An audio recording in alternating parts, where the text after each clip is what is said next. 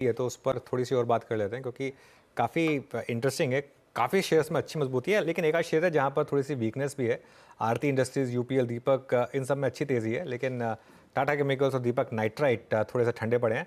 एक कोटक सिक्योरिटीज़ की रिपोर्ट आई है इंटरेस्टिंग, जानते हैं यतिन से क्या कह रही है वो report. Yatin, good afternoon. Good afternoon. और केमिकल्स की अगर हम बात करें तो एक ट्रेंड जो कोटक के आज रिपोर्ट में मेंशन्ड है वो ये है कि जो डंपिंग हो रही थी माल की, केमिकल्स की, और जो मांग को लेके थोड़े बहुत क्वेश्चन मार्क थे, वो अब इम्प्रूव हो रहे हैं। तो सिचुएशन ग्राउंड पे इम्प्रूव हो रही है, लेकिन अभी भी एक चाइना फैक्टर यहाँ लगेगा, क्योंकि जब तक चाइना में एक बड़ा इंप्रूवमेंट नहीं आता डिमांड को लेके, तब तक ये कहना मुश्किल है कि ये रिकवरी कितनी देर तक टिकी रहेगी।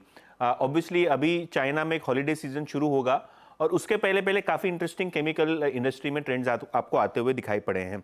सबसे पहले चाइना सोडा ऐश की बात करें तो प्राइसेस की जो ट्रेंड है वो बहुत ज़्यादा प्रेशर में दिखाई पड़ रही है। इनफैक्ट अगर हम यूएस, चाइना, टर्की के इंपोर्ट्स की बात करें तो यहाँ आपने बढ़ोतरी देखी है, जिसके कारण जो डोमेस्टिक सोडा ऐश प्राइसेस हैं यहाँ प्रेशर बना हुआ है। इनफैक्ट चाइना के सोडा ऐश प्राइसेस 9% नीचे हैं पिछले 30 दिनों में, जिसका सीधा असर आपको टाटा केमिकल्स और डीसीडब्ल्यू जैसी कंपनीज में दिखाई पड़ेगा।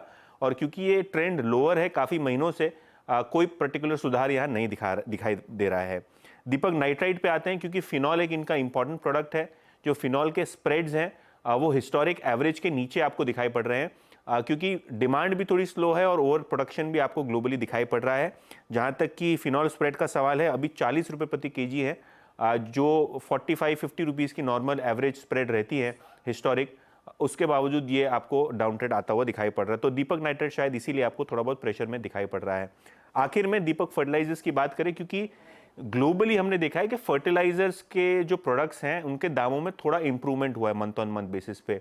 अमोनिया का जहाँ तक की सवाल है, 38% भाव बढ़े हैं यूएस मार्केट्स में, और डोमेस्टिक मार्केट में लाइक टू लाइक बेसिस पे एफओबी प्राइसेस 18% बढ़े हैं। तो इसका फायदा दीपक फर्टिलाइजर जैसी कंपनीज को होगा, क्योंकि रिसेंटली इन्होंने एक बहुत बड़ा एक्सपेंशन अमोनिया की कैपेसिटी में कंप्लीट किया है, और शायद इसीलिए आज आपको दीपक फर्टिलाइजर की कोटक की रिपोर्ट के बाद 5% तेज दिखाई दे रहा है। ओके यतिन, बहुत बहुत शुक्रिया। मानस, टेक्निकली इस पूरी बास्केट में कौन सा स्टॉक आपको सबसे अच्छा लग रहा है? देखिए, फर्टिलाइजर स्पेस की बात करिए तो चंबल ज्यादा क्लोजली ट्रैक करता हूँ, और अगर हम चार्ट्स पे देखें तो यहाँ पर ऑलरेडी हमने एक ब्रेकआउट देखा है। तो अगर ट्रेड लेना होगा तो चंबल फर्टिलाइजर में ही खरीदारी करनी है। देखिए, एक बहुत ही इंपॉर्टेंट लेवल था मेरे ख्याल से 317-18 के आसपास, जहां पर मई मंथ के हाईज थे, उसको स्टॉक ने ब्रीच कर लिया है। तो अभी भी खरीदारी करने के मौके दिखते हैं। 314 के स्टॉप लॉस से खरीदारी करिए, 330 के टारगेट्स पॉसिबल है।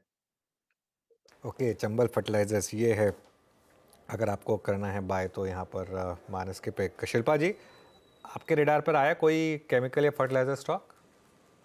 जी बिल्कुल, आरती इंडस्ट्रीज़ की बात करेंगे तो आरती पे ही आज सबका ध्यान है। ये मूव टूवर्ड्स मतलब 555 के ऊपर इसका जो अभी सस्टेनेंस है, ये बहुत ही क्रूशियल एक लेवल था।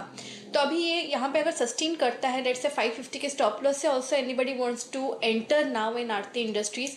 मुझे लगता है यहाँ पे अभी भी स्कोप है for targets of 585 to 600 very soon.